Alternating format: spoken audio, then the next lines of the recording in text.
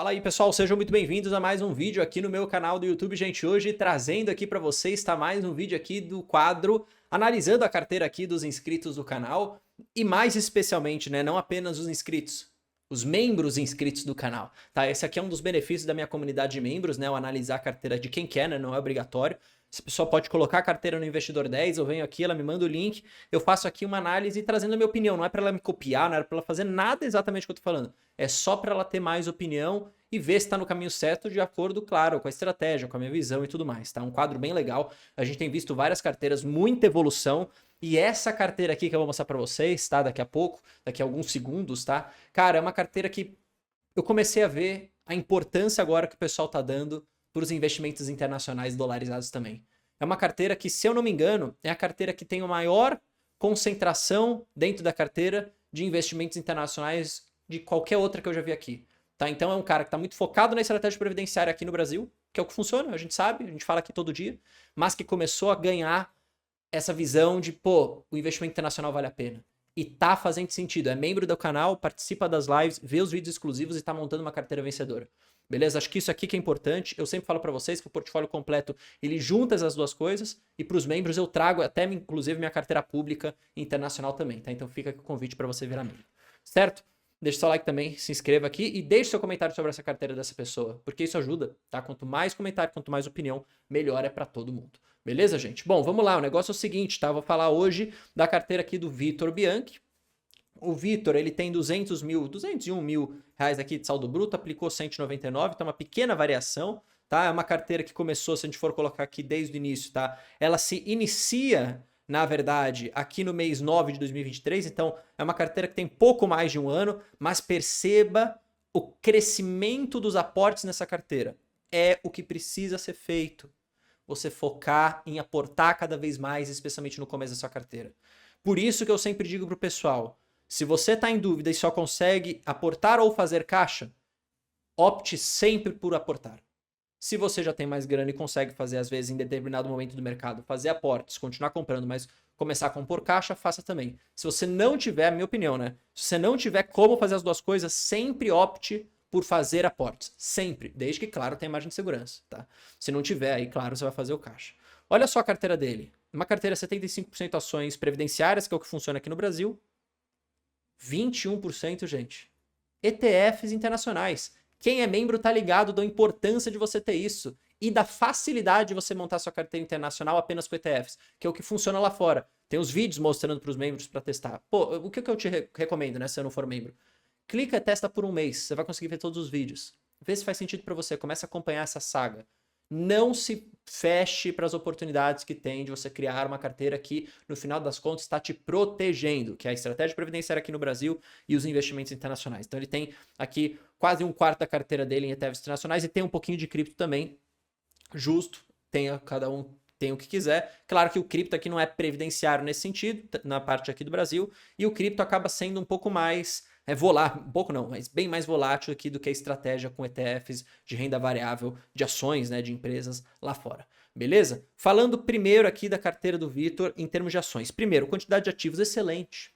Você percebe aqui que ele não tem uma pulverização gigantesca. Eu gosto de ter, na minha opinião, até 12 ativos, tá? Eu já falei isso para vocês. Até 12 ações eu acho que faz sentido você ter. Claro que isso vai depender muito da sua visão, do quanto você conhece as empresas, mas perceba o seguinte, ele tem aqui 6 ativos.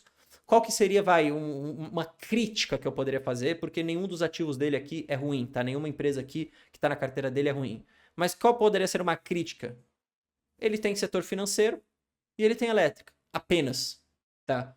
Com essa quantidade de grana, para ser bem transparente, ele poderia, se quisesse, adicionar uma outra vertente na carteira dele também, como as empresas ligadas a commodities. Grandes empresas ligadas a commodities, boa gerador de caixa, cabem numa carteira previdenciária, numa menor posição. Então aqui seria uma sugestão, não é nem uma crítica, mas é uma sugestão. Por quê? Porque senão a carteira dele acaba sendo apenas setor financeiro e elétrica. Não tá ruim porque é setor best, mas pode ter uma diversificação um pouco melhor. E para a quantidade de grana que ele tem, se ele tiver 7 ativos aqui, 8 ativos quiçá, não tem problema na minha opinião. Aporte mais óbvio de sempre, né? Banco do Brasil, a maior posição aqui na maioria das carteiras, em quase todas, inclusive, que eu vejo aqui e analiso, que de fato é um aporte muito óbvio. Seguido de BB Seguridade, muito parecido a isso aqui com a minha carteira, né? As minhas duas maiores posições são Banco do Brasil e BB Seguridade. Não deixa de lado as elétricas. ISA Energia, detalhe, aporte óbvio nesse momento, nós temos aí os dividendos, gente.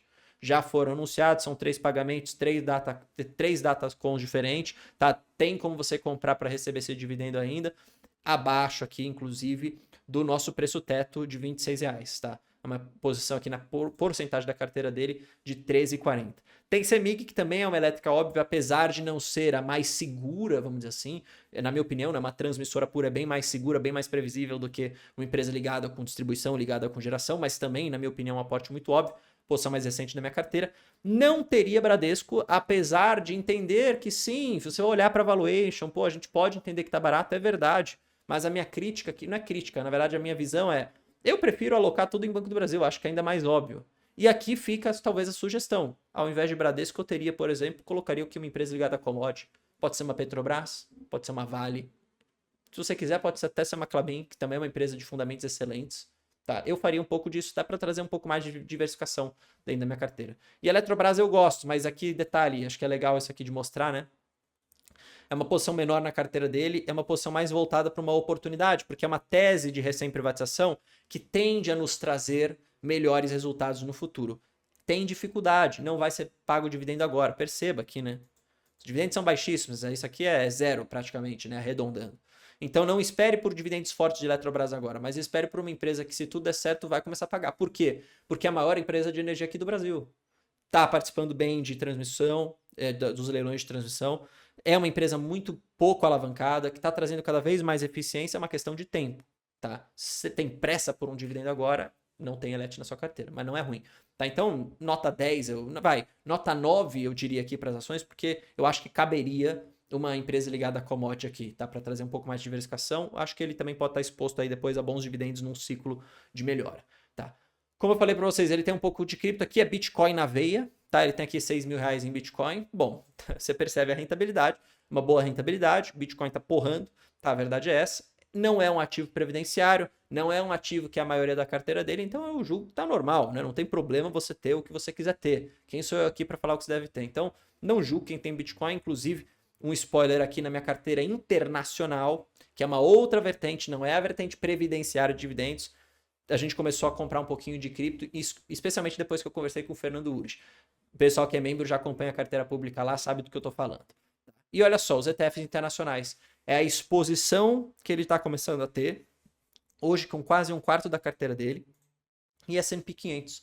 S&P 500 são as 500 maiores empresas dos Estados Unidos. E quando eu falo dessa estratégia de ETF, gente, ela não é um chute, tá? Ela é baseada em estudos, ela é baseada nas hipóteses de eficiência de mercado, na eficiência forte que os Estados Unidos vive, tá? Nos custos hoje que as pessoas pagam para participar de fundos, por exemplo, e que às vezes não, né? Mas na maioria das vezes isso acaba não valendo a pena. Portanto, se expor ao mercado via ETFs é a estratégia menos custosa, mais eficiente que você pode ter lá fora. Por isso que eu falo para vocês, falo não, né? Mas falo agora e mais mostro para os membros. A minha carteira internacional ela é composta por ETFs.